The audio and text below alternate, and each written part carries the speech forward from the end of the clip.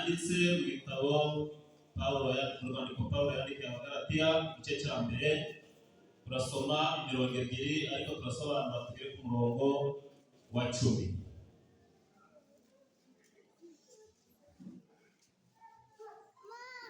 Urwandiko Pawulo yandikiye Abagalatiya igice cya mbere, turasoma imirongo 2 ariko turasobanura tugeze ku murongo wa 10. Turahera ku murongo wa 6. Kunamuka kw'Abagalatiya. Ndatangazwa nuko mwimuye vuba mutyo mukareka abahamagariye guhabwa ubuntu bwa Kristo mukajya ku bundi butumwa.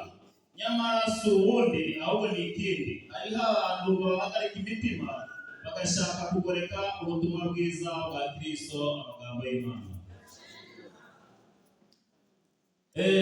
Pawulo niwe mwanditsi wandikiye Abagalatiya. Pawulo ari mu rugendo rwo kwivugabutumwa yageze i Galatiya, abwira Abagalatiya ko kwizera Yesu Kristo ko byonyine bihagije, nta kindi kintu ugeretse. Haleluya. Pawulo yasanze Abagalatiya bizera ibigirwamana kandi bishoboye kubakorera imirimo n'ibitangaza. Pawulo yasanze Abagalatiya basenga imana z'izuba, basenga imana z'ukwezi. Pawulo yasanze Abagalatiya basenga ibishushanyo. Pawulo yasanze Abagalatiya bizera bubahiriza umunsi w'isabato. Arababwira ngo ibyo byose ntabwo byageza gukiza uretse kwizera Yesu Kristo, kutageretseho amafaranga, kutageretseho ibitambo, kutageretseho ikintu cyose.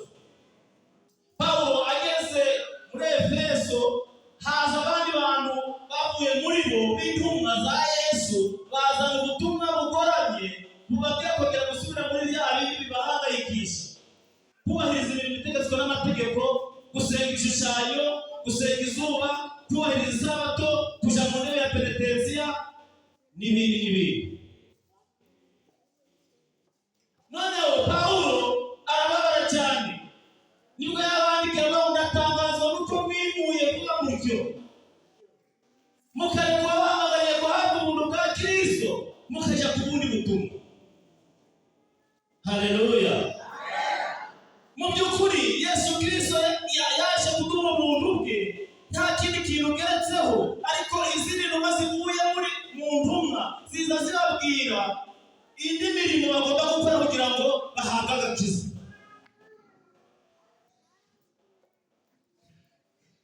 Noneho Pawulo ageze ku murongo wa 7 aravuga ngo inyamara si ubundi butumwa ahubwo ni ikindi.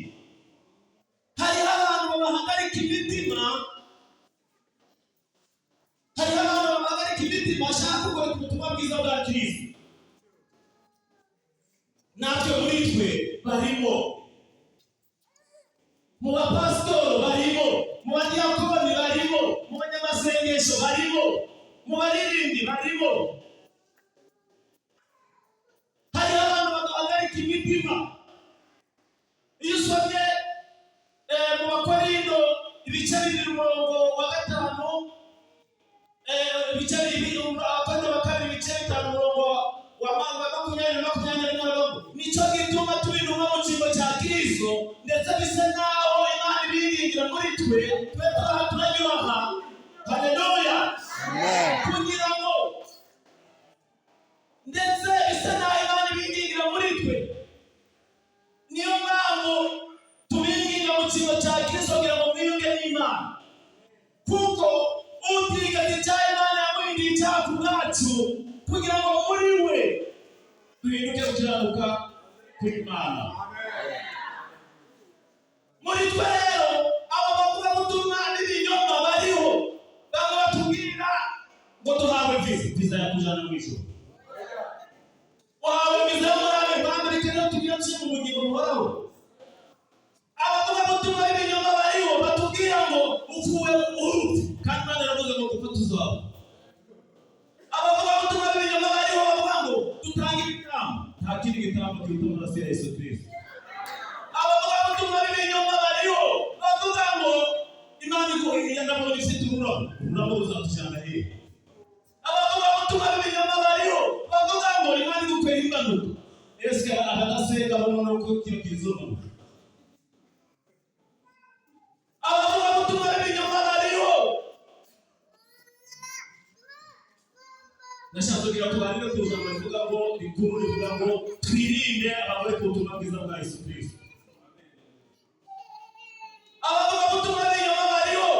Uyu munsi wa none hari abadiyakoni bakomeye ariko akaba ari umusambanyi, ariko kubera agatanga icyaha cy'umwe n'amaturo akaba ari ukomeye mu itorero. Ariko arakora imirimo myiza, arandikisha mu gitabo, ariko ntabwo yanditswe mu gitabo cy'ubugingo. Bivuze ngo bamwigisha gukora imirimo, ariko ntabwo bamwigisha kuva mu byango yakiriye Yesu nk'umwami n'umukiza. Umuntu ashobora gusambana, yangira akatanga icyaha cy'umwe, akaba ari ugaragara, ariko atiyigishwa kuva mu byaha. Ntabwo ari ubutumwa bw'imirimo. Twirinde abavuga, twirinde abagore ku butumwa bwiza bwa Yesu Kristo. Pawulo aravuga ngo nihagira ubabwira ubutumwa budahura n'ubwo twababwiye mbere. Ku murongo wa 8 n'uwa 9. Nihagira ubabwira ubutumwa budahura n'ubwo twababwiye mbere, yaba ariko cyangwa amarayika uvuye mu ijuru, avumwe. Nk'uko twabanje kubivuga nanone ku murongo wa 9, nk'uko twabanje kubivuga nanone, nihagira ubabwira ubutumwa budahura n'ubwo mwemeye mbere, avumwe. Uyu muvumo uri ku bantu birirwa bakora ku butumwa bw'ijambo ry'Imana.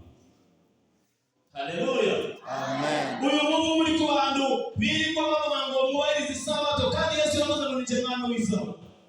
Uyu muvumo uri ku bantu birirwa bavuga ngo muze mu ntebe ya penetensiya tubakureho ibyaha.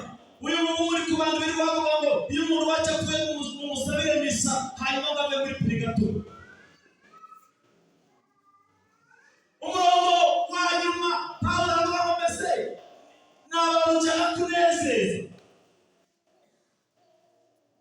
cyangwa n'Imana nshaka kunezeza. Iyo abanga inezeza abantu sinari imbata ya Kristo. Haleluya. Amen. Reka turirimbe tunezeza Imana.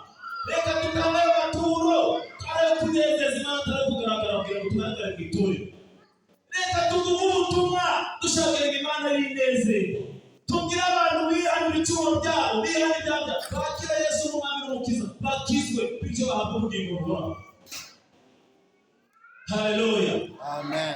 Reka tubwirize, tuvuge ubutumwa bwiza, turirimbe mu masengesho hirya no hino, dushaka kugira ngo Imana inezerwe, Imana yishime, ishimwe, bityo n'abandi bayishime ku bwacu bitunyuzemo. Haleluya. Amen. Umwanzi w'igihe abaye amasaha, abaye iminota, amatezo, amen.